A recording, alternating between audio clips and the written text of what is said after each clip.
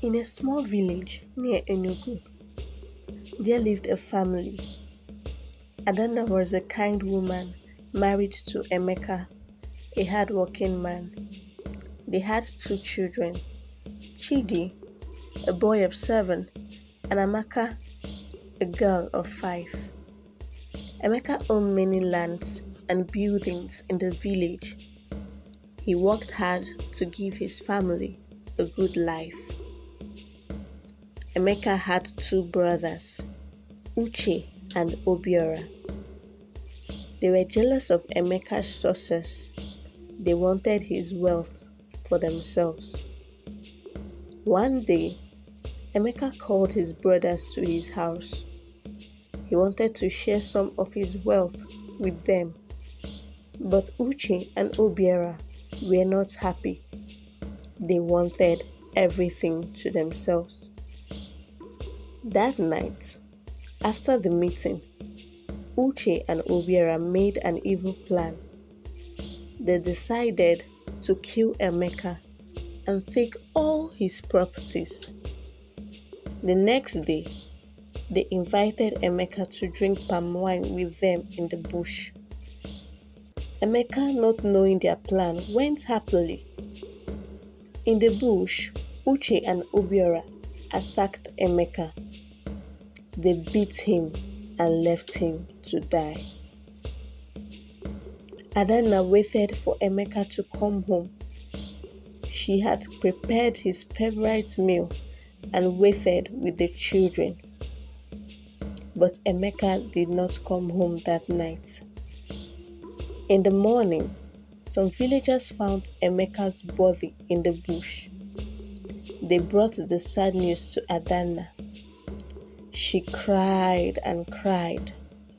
The children did not understand why their father would not wake up. The village chief called a meeting. Everyone came to find out what happened to Emeka.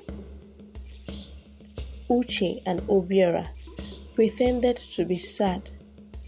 They said they did not know what happened to their brother.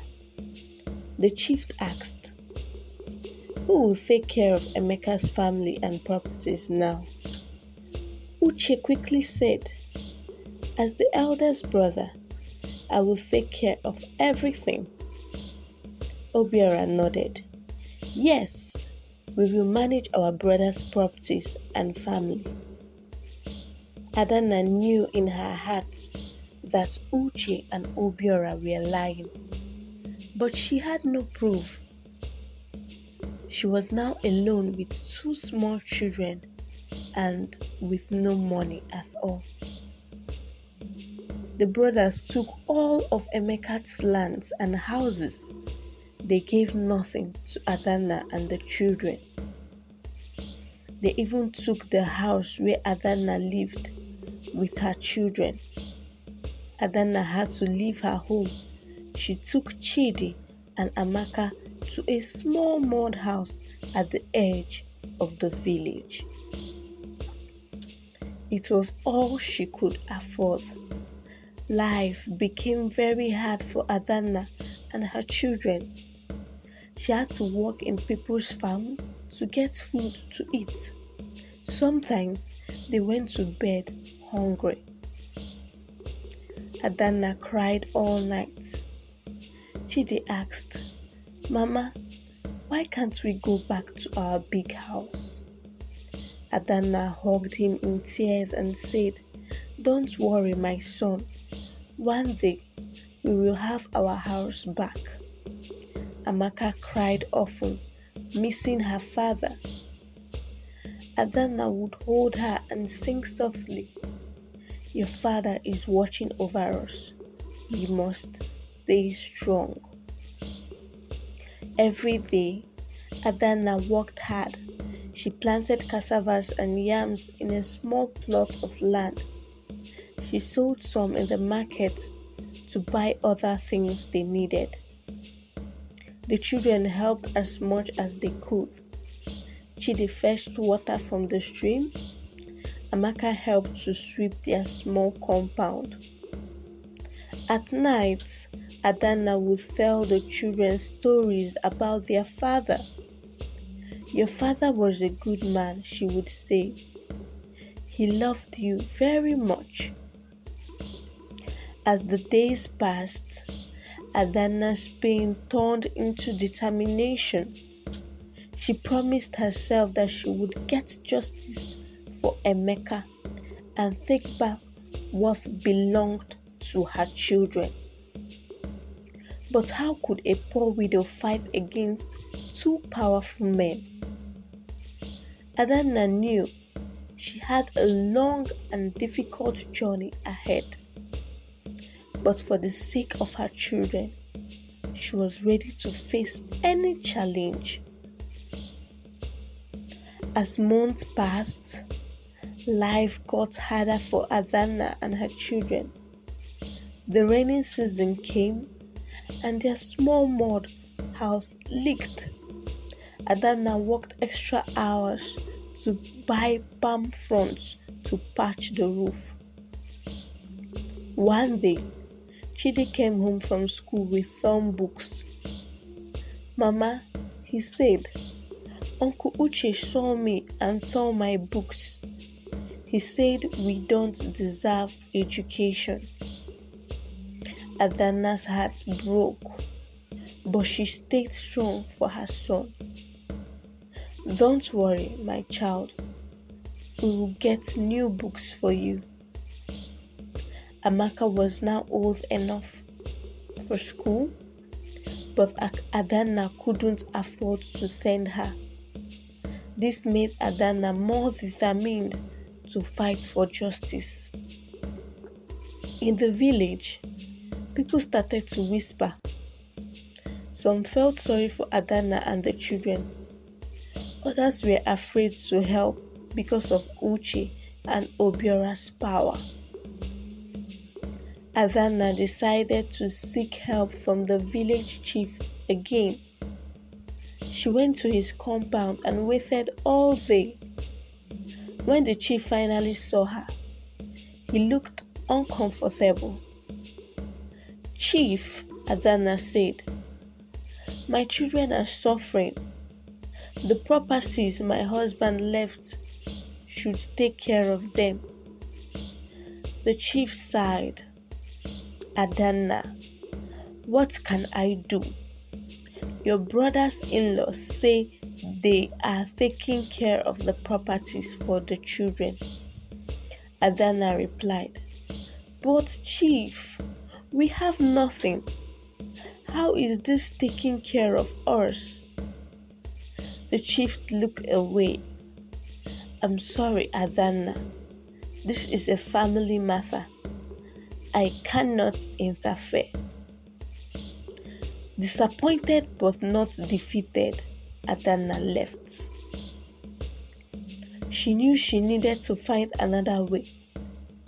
That night, as Adana tucked her children into bed, Amaka asked, "Mama, will we ever be happy again?" Adana hugged her daughter tight. "Yes, my child, we will be happy again. Mama promises you." The next day, Adana went to the market to sell cassava. There, she overheard two women talking. "Did you hear?" One said, "The government has opened a new office in the city. They help people with land problems."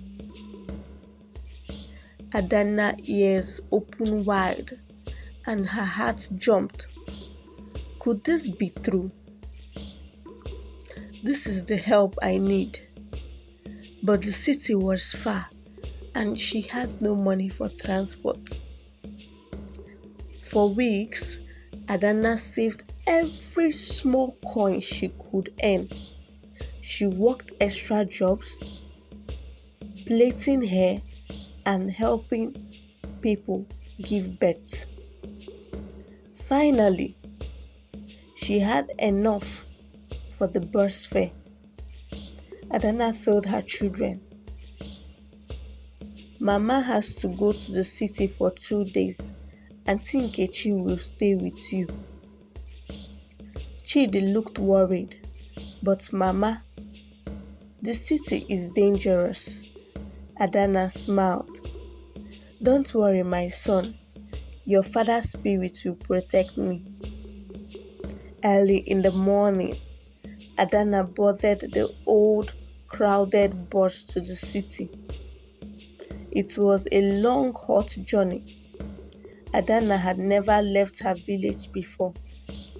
The tall buildings and beautiful streets of the city scared her.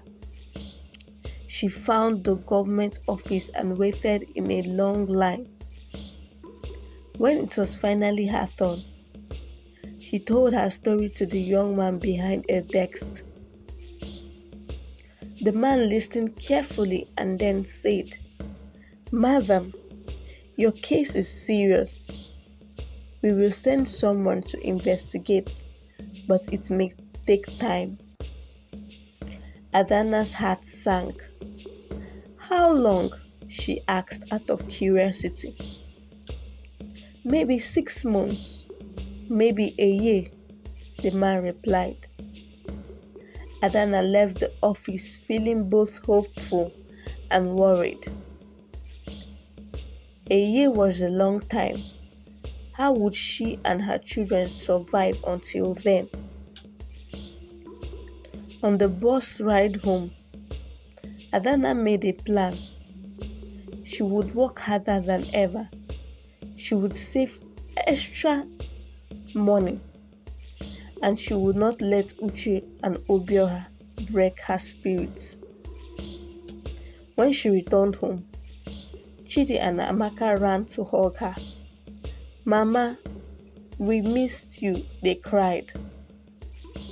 Adanna held them close. I missed you too, my children. But Mama has good news. Help is coming. That night, as the children slept, Adanna looked at the stars through the holes in their roof. She whispered, Emeka, my love, give me strength. I will not let your killers win. I will get justice for our children. With new hope in her heart, Adanna prepared for a long fight ahead. She knew it would not be easy, but for her children, she would never give up. As the seasons changed, Adanna's determination grew stronger. She would tirelessly, saving every coin she could. The children, now a year older, helped as much as they could. Chidi, now 9, started doing small jobs for neighbors. He would fetch water or help in the farms for a little money. Amaka, at 7, learned to make brooms for palm fronds, which Adanna sold in the market. One day, a stranger came to the village. He was a young man named Nnamdi, who worked for the government office in the city. He had come to investigate Adanna's case. Nnamdi went around the village asking questions about Emeka's death and the property disputes. Many villagers were afraid to speak, but some brave ones told what they knew. Uche and Obiora heard about the investigation. They were not happy. They tried to bribe Nnamdi, but he refused. One evening, as Adanna returned from the farm, she found Nnamdi waiting for her. Madam Adanna, he said, I have some information for you, but it's not safe to talk here. Can we meet tomorrow at the big Iroko tree outside the village? Adanna agreed, her heart beating fast with hope and fear. The next day, Adanna met Nnamdi as planned. He looked serious. Madam, he said, I have found evidence that your brother-in-laws are lying. They are witnesses who saw them with your husband on the day he died." Adanna gasped. "Does this mean we can get justice?" Nnamdi nodded. "It's a start, but we need more proof, and it will be dangerous. Are you ready for this fight?" Without hesitation, Adanna replied, "For my children and for my husband's memory, I am ready for anything." Nnamdi gave Adanna a small notebook. "Write down everything you remember about that day and the days after. Every small detail could be important." That night, after the children were asleep, Adanna wrote in the notebook. She remembered things she had tried to forget. The look on Uche's face when he brought the news of Emeka's death. The whispered conversation she overheard between the brothers the day after. Days turned into months. Nnamdi came and went, gathering more information. Adanna continued her daily struggle to feed and care for her children. One day, Chidi came home excited. "Mama, I heard Uncle Obiora talking in the market. He said they are going to sell Father's big house in the city." Adanna's heart raced. She knew she had to act fast. She sent a message to Nnamdi through a trusted neighbor. Nnamdi arrived the next day. "This is serious," he said after hearing the news. "If they sell the house, it will be much harder to get it back. We need to stop them." "But how?" Adanna asked, feeling helpless. Nnamdi thought for a moment. "We need to get a court order to stop the sale. But for that, we need to file a case immediately." Adanna's face fell. "But I have no money for court fees." Nnamdi smiled calmly. "Don't worry about that now. I know a lawyer in the city who might help us for free, but we must act quickly." The next few days were a whirlwind. Adanna had to travel to the city again, this time with her documents and the notebook. She met with the lawyer, a kind woman named Mrs. Okafor. Miss Okafor listened to Adanna's story and read through the evidence Nnamdi had gathered. "This is a strong case," she said, "but it won't be easy. Are you prepared for a long battle?" Adanna straightened her back. "I've been fighting for 3 years already. I won't stop now." Mrs. Okafor nodded approvingly. "Then let's begin. We'll fight for an injunction to stop the sale of the house. And then we'll go after your brother-in-law for everything they've taken." As Adanna left the lawyer office, she felt a mix of hope and fear. The real fight was just beginning. She thought of her children back in the village and whispered a silent prayer for strength. Unknown to Adanna, back in the village, Uche and Obiora were planning their next move. They had heard rumors of the investigation and the possible court case. They knew they had to act fast to protect their ill-gotten wealth. As Adanna boarded the bus back to her village, she didn't know that her life was about to change in ways she couldn't imagine. The seeds of justice had been planted, but the harvest was still far away. As Adanna returned to the village, a sense of urgency filled the air. Word had spread about the impending court case, and the village was abuzed with whispers and speculations. Uche and Obiora were not sitting idle. They called a meeting of the village elders, spinning a tale of how Adana was bringing shame to the family by taking a private matter to outside. She's inviting government people to meddle in our affairs, Uche said, his voice filled with false concern. This could bring trouble to the whole community. Some elders nodded in agreement. Fear or outside interference clouding their judgment. But one old man, Ezekiel, spoke up. And what of the children? He asked. Are they not part of this family too? Why do they live in poverty while you prosper? Uche and Obiora had no good answer, but they had already swayed many to their side. Meanwhile, Adana focused on preparing for the legal battle ahead. Every evening, after her work in the field, she would sit with Chidi and Amaka, teaching them to read and write using old papers and charcoal on slates. Education is your ticket to a better life, she would tell them. No one can ever take that away from you. One day, as Adana was returning from the stream, she found her small hut surrounded by angry villagers.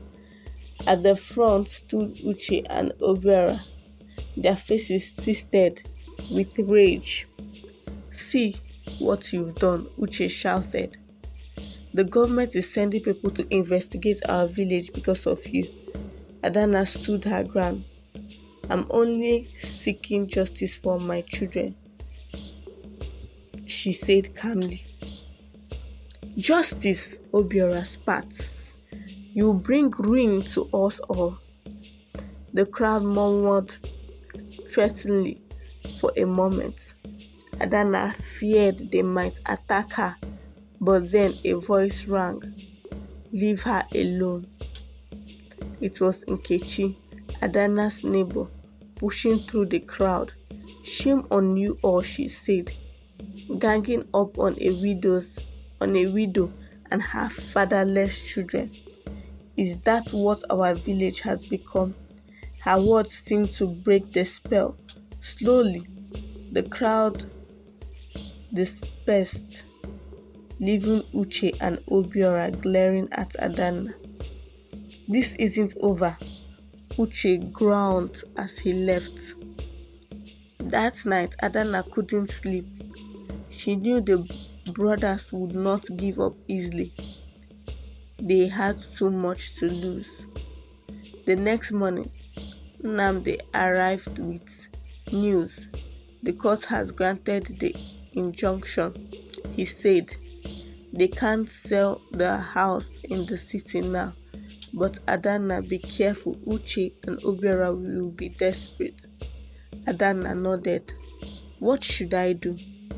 Keep gathering evidence, Nnamdi advised, and be ready. The court date is set for 3 months from now. As Nnamdi left, Adana felt a mix of hope and fear. The legal wheels were turning, but the 3 months was a long time. Anything could happen. Over the next weeks, strange things began to occur. Adana's small cassava farm was trampled one night. Another time, she found her water pot smashed. But for every act of intimidation, there was an act of kindness. Nkechi would bring extra food. The old man Ezekiel taught Chide how to set trap for bushmeat. Slowly, the mood in the village began to shift. More people started to question Uche and Obiora's version of events. Some even came to Adana secretly, sharing bits of information they had back of fear. One evening, as Adana was telling her children a bedtime story. There was a frantic knock at the door. It was a young boy from the village, out of breath. "Mama Adanna," he panted, "come quick. There is a fire at your husband's old house." Adanna's heart raced. The house was one of the properties Uche and Obiora had taken.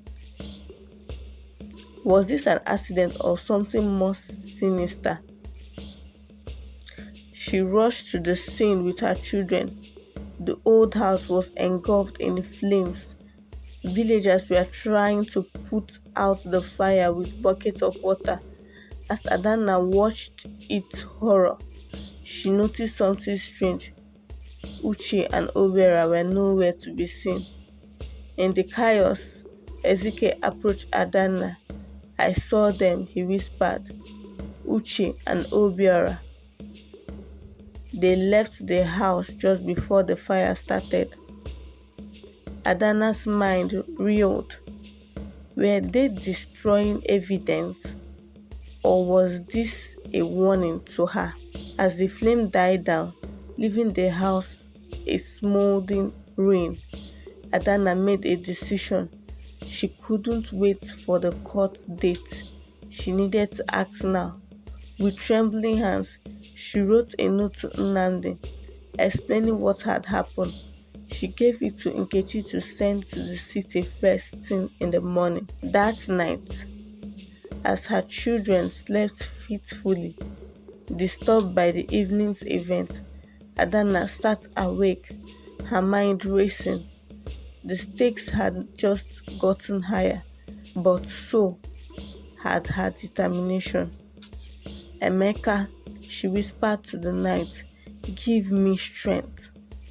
The fight for our children's future is far from over." Little did Adanna know the event of that night would set in motion a chain of events that would change everything. The real battle was about to begin.